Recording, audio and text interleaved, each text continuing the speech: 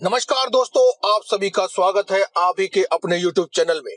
दोस्तों, ऐसा कहा जाता है कि भगवान श्री राम के परम भक्त राम भक्त हनुमान जिस पर भी प्रसन्न हो जाए, उस व्यक्ति के जीवन के सभी संकटों को वे स्वयं ही हर लेते हैं। इसीलिए इन्हें संकट मोचन भी कहा जाता है।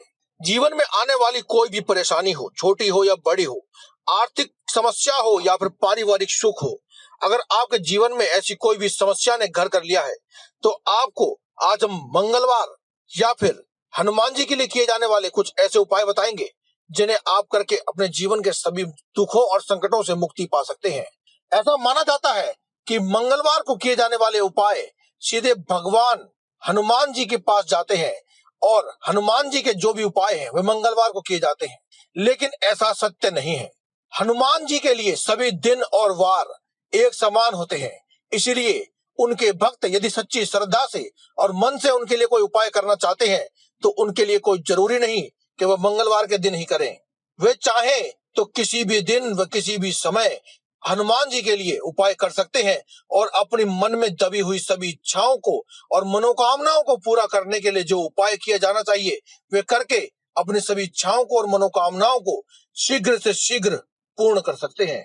इसीलिए आज की इस वीडियो में हम आपको हनुमान जी के लिए और हनुमान जी के द्वारा किए जाने वाले कुछ ऐसे उपाय बताएंगे जिन्हें अगर आप कर लेते हैं तो आपके जीवन में दुख और दरिद्रता हमेशा के लिए चली जाएगी, सुख और ऐश्वर्य का हमेशा ही वास रहेगा।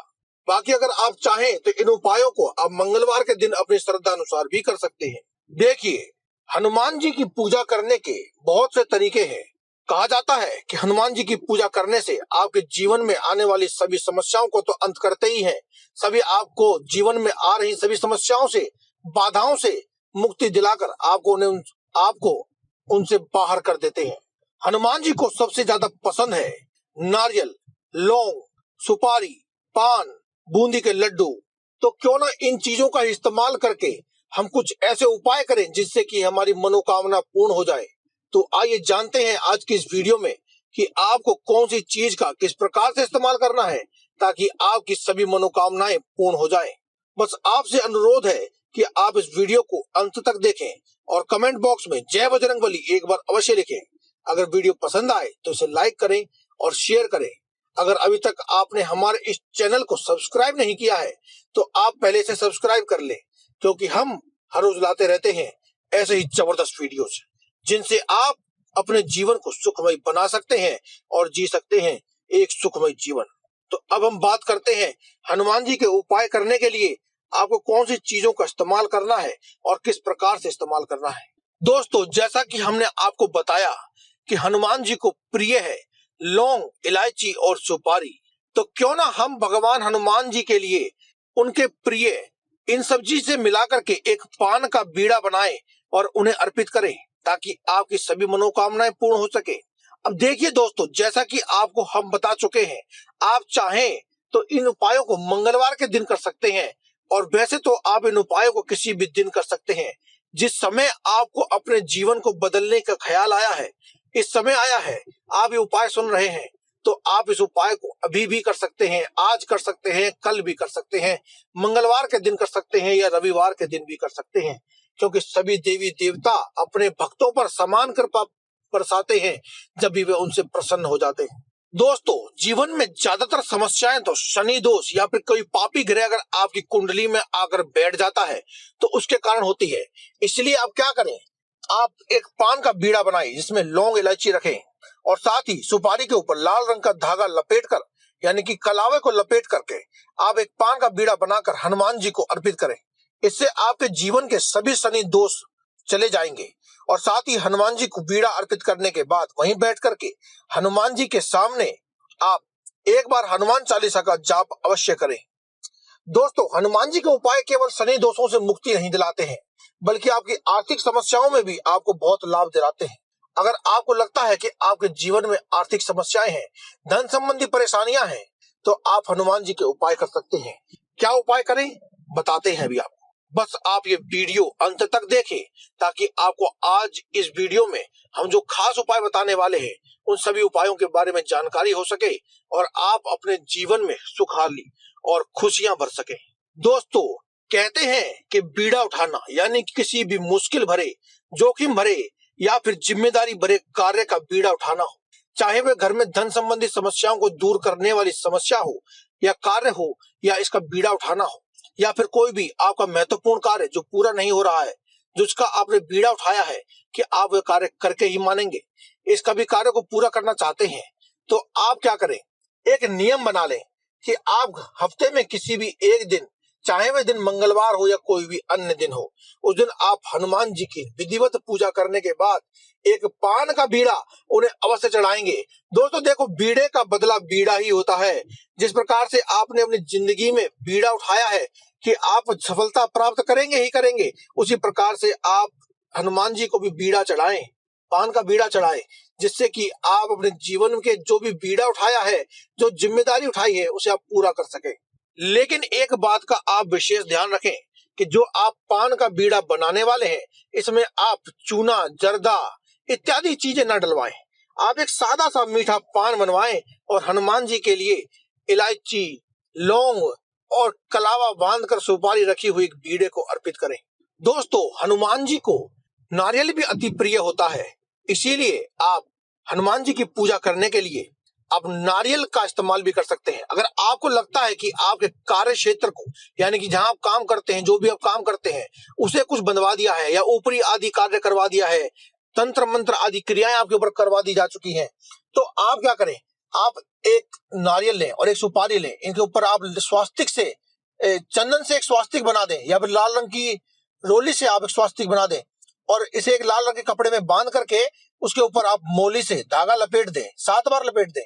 उसके बाद आप इसे ले जाकर किसी भी हनुमान मंदिर में हनुमान जी के चरणों से लगा करके एक बार हनुमान चालीसा का पाठ करें और साथ में उसके अंदर थोड़ी सी सरसों भी रख दें, पीली सरसों जैसे कहते हैं, उसे भी रख दें और आप फिर अपने घर वापस आ जाएं। घर आने के बाद आप अपने घर के मुख्य दरवाजे पर इसे रख दीजिए। आपके कोई भी तंत्र मंत्र जो भी क्रिया कराया हुआ है वह मुक्त हो जाएगा, नष्ट हो जाएगा खुद ही। कोई भी तंत्र मंत्र, ऊपरी बाधा, प्रेत आदि आपको कभी भी जिंदगी में परेशान नहीं कर पाएगा, क्योंकि दोस्तों हनुमान जी को ऊपरी बाधाओं का सबसे बड़ा दुश्मन माना जाता है। जहां भी ऊपरी बाधाएं होती हैं उसकी नली तोड़ देते हैं हनुमान जी, इसीलिए संकट मोचन भी कहा जाता है। अब आपको बताते हैं लौंग का और एक काली मिर्च का उपाय। जी हाँ दोस्तों, लौंग और काली मिर्च का उपाय।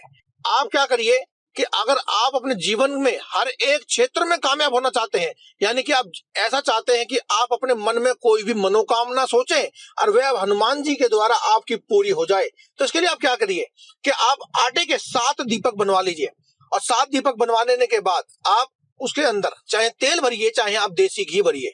उसके बाद आप उनमें से किसी भी एक दीपक में आप 2 लौंग डाल दीजिए। लौंग दोस्तों आपको फूल वाली लेनी है। पूजा में जब भी आप लौंग का इस्तेमाल करेंगे, चाहे आपको कोई बताए या ना बताए, आपको हमेशा ही फूल वाली लौंग का ही इस्तेमाल करना है। आप फूल वाली लौंग ले लीजिए और एक दीपक में डाल दीजिए। उसके बाद आप इन्हें अपने घर के मुख्य मुख्य स्थानों पर रख दीजिए। लेकिन जो लौंग वाला जो दीपक है, जिस दीपक में आपने लौंग डाली है, उसे आप अपने घर के मंदिर में रख दीजिए। जी हाँ दोस्तों, घर के मंदिर में रख करके आप प्रज्वलित कर दीजिए और हनुमान चालीसा का पाठ अवश्य करें। इस वक्त ध्यान रखें कि आपने जिस दीपक में लौंग डाली है, यानी जिस दीपक को आप अपने मंदिर में रखने वाले हैं, उसे सबसे अंत में अपने घर के मंदिर में रखेंगे।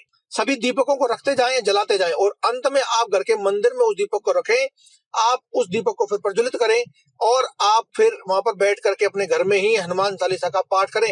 हनुमान चालीसा का पाठ पूरा हो जाए उसके बाद अपने मन में अपनी मनोकामना को आप 7 बार कहें। देखिए 7 दीपक जलाए हैं ना, तो 7 बार ही आप अपनी मनोकामना कहेंगे। 7 बार मनोकामना कह दीजिए और फिर आप इस बात का नियम बना लें और आप इसे लगातार 11 बार करें। यानी कि जिस भी वार को आपने इसे किया है, यानी मंगलवार को अगर आपने किया है, तो आप लगातार 11 मंगलवार तक यही उपाय करें और फिर देखिए आप चमत्कार किस प्रकार से होता है। इसकी जगह पर अगर आप काली मिर्च डाल देते हैं, यानी लौंग डालने की जगह उस दीपक में आप काली मिर्च डाल देते हैं। काली मिर्च के भी आपको 7 दाने ही डालने हैं दोस्तों। 7 दाने डाल देने के बाद एक ही दीपक में 7 दाने डाल देने हैं, या फिर चाहे तो एक एक दाना एक एक दीपक में भी डाल सकते हैं। और आप अगर 7 दाने डाल देते हैं तो आपके 9 के 9 ग्रह, चाहे कोई पापी ग्रह है, अशुभ ग्रह है या फिर कोई अशुभ फल प्रदान कर रहा है, अगर वो ऐसा कोई ग्रह है तो आपका वो खुद ब खुद शांत हो जाएगा और आपको हमेशा ही अच्छे फल देगा। इसके अलावा अगर आप चाहते हैं कि आपको किसी प्रकार का दुख नहीं है लेकिन आपके घर में हमेशा ही बरकत बनी रहे, तो इसके लिए आप क्या कर सकते हैं कि आप एक दीपक में एक सिक्का डाल दें, बाकी के 80 दीपकों में आप लौंग डालेंगे, लेकिन एक दीपक में आप सिक्का डालेंगे। यानी कि आपने टोटल 7 आपने दीपक जलाए हैं, तो 6 दीपक में आप एक एक यानी कि 6 लौंग डालेंगे और एक दीपक में आप सिक्का डालेंगे। यही क्रिया आपको लगातार 11 बार करनी है। यानी मंगलवार के दिन से शुरू कर रहे हैं तो आप 11 मंगलवार करेंगे, संडे के दिन यानी रविवार के दिन से कर रहे हैं तो आप 11 रविवार करेंगे। यह आप नियम बना लें और उस सिक्के को आप हर बार उसी सिक्के को डालेंगे और जो लौंग बच जाएगी उस लौंग को आप पीस करके अपने घर के मुख्य दरवाजे पर फेंक दें। समझ में आ गया? अब आपको क्या करना है कि आपने जो 6 लौंग डाली हैं, दीपक बुझ जाएगा, पूरा हो जाएगा। उसके बाद आपको उन सभी दीपकों में से लौंग निकाल करके उन्हें अपने हाथ पर या किसी चीज पर रगड़ करके पीस के अपने घर के दरवाजे पर डाल देना है। लेकिन सिक्के को उठा करके आप पूजा के मंदिर में रख दें और अगली बार यानी मंगलवार से शुरू किया है तो अगले मंगलवार आप फिर से वही क्रिया करेंगे, लौंग नहीं डालेंगे लेकिन सिक्का वही डालेंगे आप। इस प्रकार से 11 बार करने के बाद जो 11 बार जो आप सिक्का उठाएंगे उसे उठा करके एक लाल रंग के कपड़े में बांधकर अपने घर के पूजा के मंदिर में रख दीजिए या फिर जहां भी आप घर में धन रखते हैं वहां पर आप इसे रख दीजिए।